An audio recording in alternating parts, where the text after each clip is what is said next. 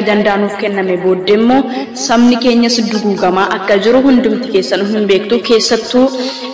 coobiitti keessatti jechuudha dhiigni garmaleet kan dhangala'aa jiru yoo xinnaate gara nama 70 olii kan isaan fixanii jiru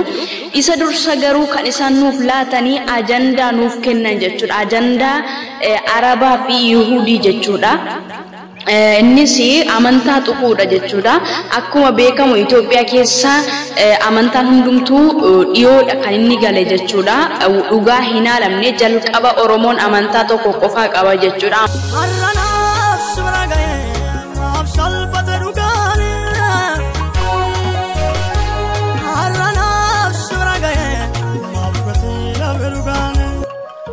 maqaan Yihudii fi maqaan Arabaa biyya fudhachaa jira. Yoyaa Shamar kafuunee hordoftoonni Saaroon Entertainment biyya keessaa fi biyya alaa nageenya koo kan jaalalaa fi kabajaa isiniif haa baay'atu. Egaa akkuma beekamu ajandaan gidduu kana bocamee erga ajandaan nuuf kenname booddee immoo sabni keenya duguugamaa akka jiru hundumti keessan hin beektu keessattuu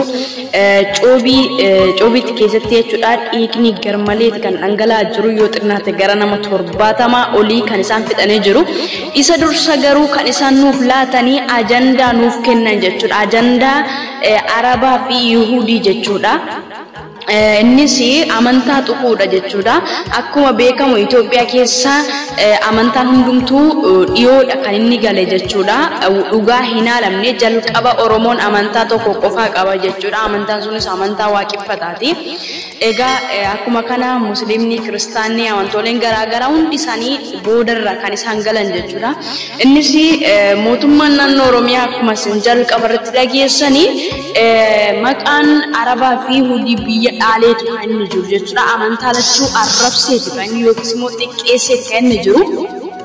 haa ta'u malee garuu afaanuma sanaanuu maqaan isaallee jechuudha Amaara ta'ee osoo jiru akkamitti kanaan jechuudha ajandaa kana bocee gaafa nuti immoo amantaatiin teenyee sirraa ajandaa uummannu isaan immoo achi deebi'anii saba keenya duguuguu jechuudha kanaafuu ajandaa erga nuuf kennafi angaasanis eeggadda ajandaa kennee shimallis akkasuma ajandaa kennee gale viidiyoo irraa jechuudha lachuu galan jechuudha erga ajandaa kennanii gaafa namni keenya immoo hanqina saba keenyaa fi qoqqam saba keenyaa arganii ajandaa isaanutti kennanii ofii isaan immoo deebi'ee lixxalanii maal godhu dirooniidhaan saba keenya xaragaa jiru jechuudha keessattuu dhiiga garmalee jechuudha abbaan keenya tokko ilma sarratti kufee kan boo'e tokko viidiyoo tokko argee garaan koo hedduu nagadde jechuudha yeroo akkatti abbaan isaa jechuudha dhala isaa bakkeetti akkas ta'u argee akkasirratti gadoolu nama dirmatu dhabee na jalaa si kutanii na jalaa si nyaatanii kutattuu koo jabduu koo jedhee yeroo akkatti irratti boo'u hedduu garaa namaa dhukkubsa jechuudha wanti tokko wanta nuti walii himuu fi akkasumallee jechuudha walitti muqamnu tokko maqaan haa ta'u malee maqaatiin namni mootummaa waaqayyoo hin dhaalu yookiis immoo jannata galuu hin danda'u jechuudha amantaa malee jechuudha oromummaan ni dursaa dhugaan hin haalamu sababiin isaayyuu oromummaatiin dhalatta jechuudha jalqaba dhiiga kee oromoo keessatti dhufe waaqayyoo akkasumallee Amaaras ta'e Amaara keetu mamti haa ta'u iyyuu malee Amaarummaan mootummaa waaqa singalchuu akkasumallee oromummaan mootummaa waaqayyoo singalchu jechuudha amantaa kee malee jechuudha rakkoon qabu jechuudha maqaama barbaade baadheeyyuu jechuudha amantaa kiyyatu nagalcha waan ta'eef amantaa keetti Yihudii ta'e yoo nafe rakkoon qabu jechuudha kan Araba jedhamee jechuudhamti akka Arabaatti yoo hafe rakkoon qabu ana akka kiyyatti yaada kootti garuu ajandaan nu soqanii ajandaa kana duukaa fiinnee saba keenya akkatti duugamaa jiru isaan immoo Arabaa fi Yihudii jedhamanii miti oromummaa qofaaf qalamaa ajjeefamaa jiru jechuudha keessattuu gara nama 70 olii bakka tokkotti kan ajjeesanii reeffa isaaniitu wayirra tuulameetu jira jechuudha maaliif adabuu danda'a waan ta'eef dhiigota garmalee akka kanaa jechuudha Itoophiyaan isiniin fidu yoo fideettan teelegiraam irra isinii kaa teelegiraam irraan deemtanii ilaaluu dandeessu jechuudha maaliif sitti fakkaatee rasaasaan erga dadhabanii saba xaraganii jumlaan fixanii rasaasaan dadhabanii keessa deebi'anii immoo dirooniitiin saba duguuguu jalqaban jechuudha dirooniidhaan fixan jechuudha kun waaqayyo waaqarraa keeyyoo nuuf ka'e malee hedduu ulfaataadha jechuudha. Sabni ajjeefamaa jiru kun immoo kan isaan musliimaaf kiristaana jedhamanii miti oromummaa qofaaf jechuudha.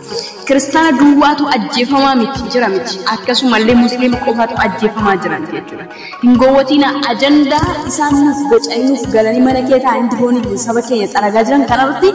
dammaquun nuti barbaachisaadha jechuudha akka nama tokkotti jechuudha. Isaan dammaqanii